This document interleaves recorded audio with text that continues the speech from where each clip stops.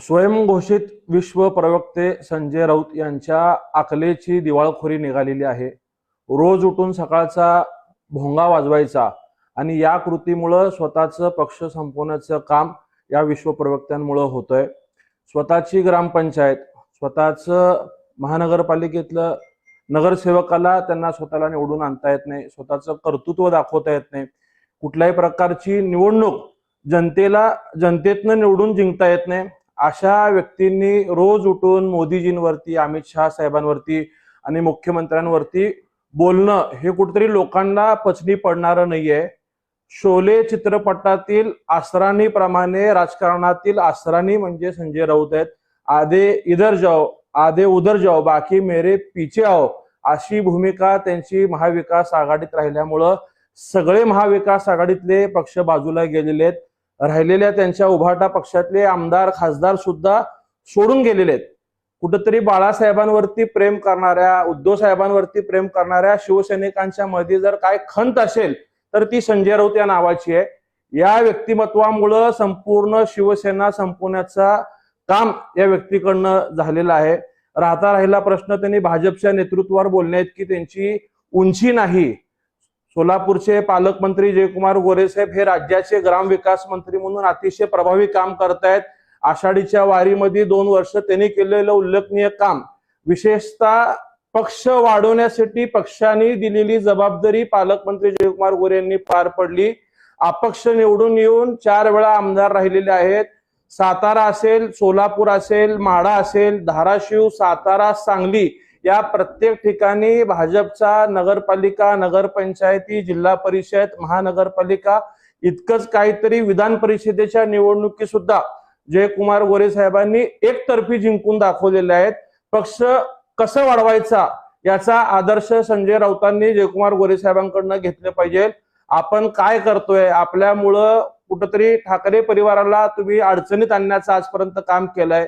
बाळासाहेबांनी तुम्हाला सातत्याने आजपर्यंत भरभरून प्रेम देण्याचा प्रयत्न केलं, परंतु तुमची स्वतःची कुमत नगरसेवक म्हणून निवडून येण्याची सुद्धा नाहीये। तुम्ही राहत असलेल्या बूथवरती तुमच्या पक्षाला किती मतं पडलेत याचं आत्मचिंतन तुम्ही कुठेतरी केलं पाहिजे।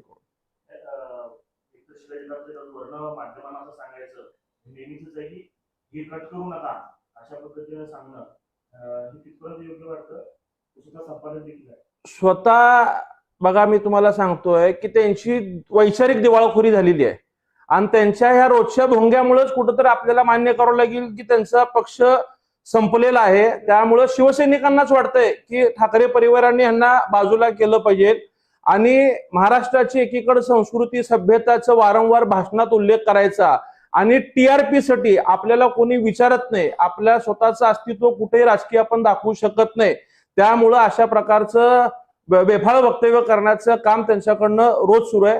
कुठेतरी लोकांनी आता त्यांना दुर्लक्ष केलं पाहिजे आणि मला आपल्या माध्यमातून ठाकरे साहेबांना विनंती आहे की अशा बिनकामाच्या माणसाला आपण कुठेतरी बाजूला केलं पाहिजे आणि आपण संपादक म्हणून त्यांचा उल्लेख करताय त्या पदावर सुद्धा त्यांना हाकलून दिलं पाहिजे। नाहीतर जसं पक्ष संपवलाय तसं त्यांनी वृत्तपत्र संपवण्याचं काम येणाऱ्या काही दिवसात करतील।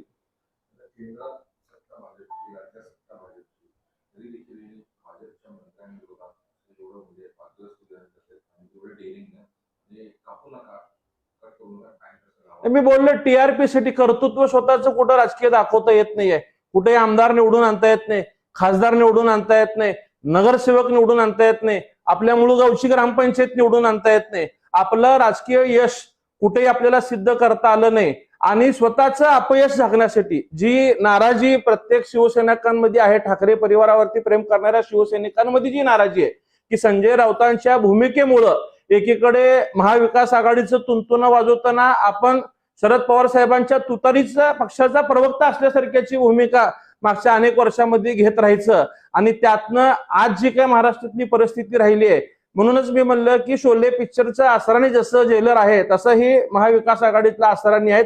सगळे आजूबाजूला निघून गेलेले आहेत आणि महाग स्वतःच्या पक्षातले आमदारी खासदार राहिलेले आहेत आणि त्यांनी किमान ज्या माणसांचे कर्तृत्व आहेत, मोदी साहेबांनी भाजपला 15 वर्ष एक हाती सत्ता गल्लीपासून दिल्लीपर्यंत आणून दिली।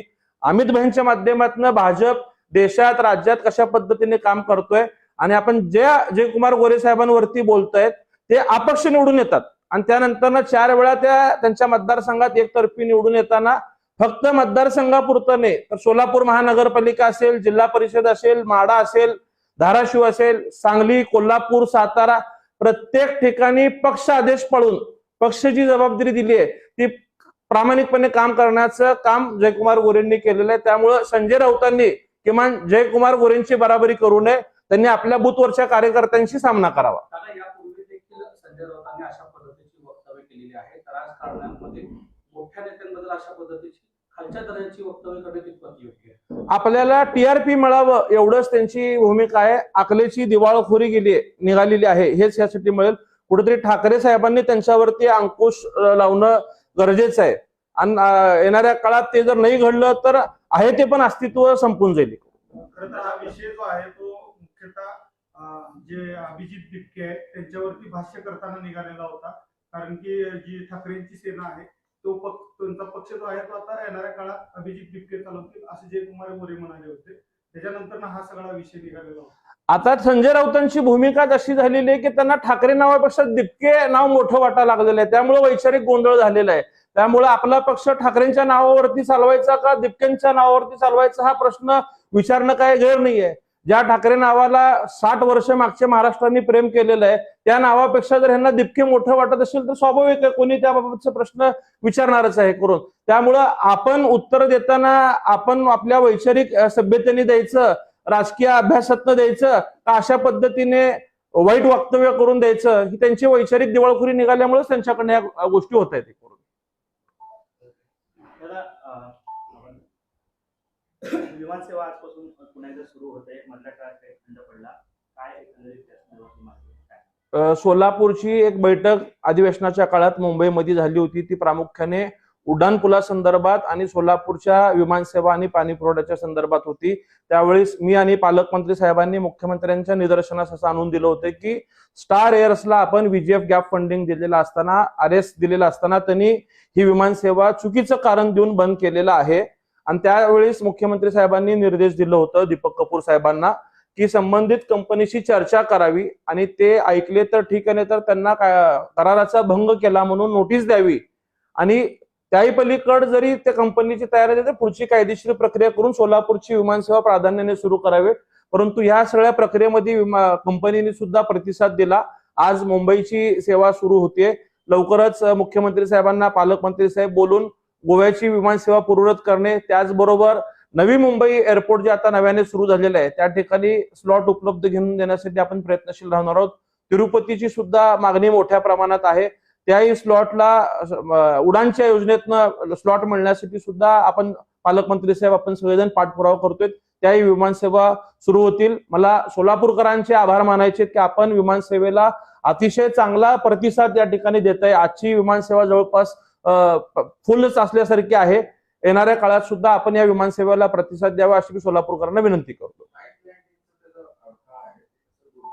नाईट लँडिंगला ज्या काही अडचणी आहेत त्या अडचणी दूर करण्याबाबतच्या सूचना मुख्यमंत्री साहेबांनी दिलेल्या आहेत. सोलापूरचे कलेक्टर, सोलापूरचे महापालिकेचे आयुक्त आणि AD म्हणजे विमान ऑथॉरिटीचे एअरपोर्ट डायरेक्टर हे संयुक्तपणे त्याच्यावरती काम करतायत आणि येणाऱ्या काळात नाईट लँडिंग सिटी ज्या गोष्टी आवश्यक आहेत त्या गोष्टी सरकारच्या वतीने केल्या जातील. ज्या गोष्टी नाईट लँडिंग साठी आवश्यक आहेत त्या सगळ्या गोष्टी सरकारच्या वतीने केल्या जातील.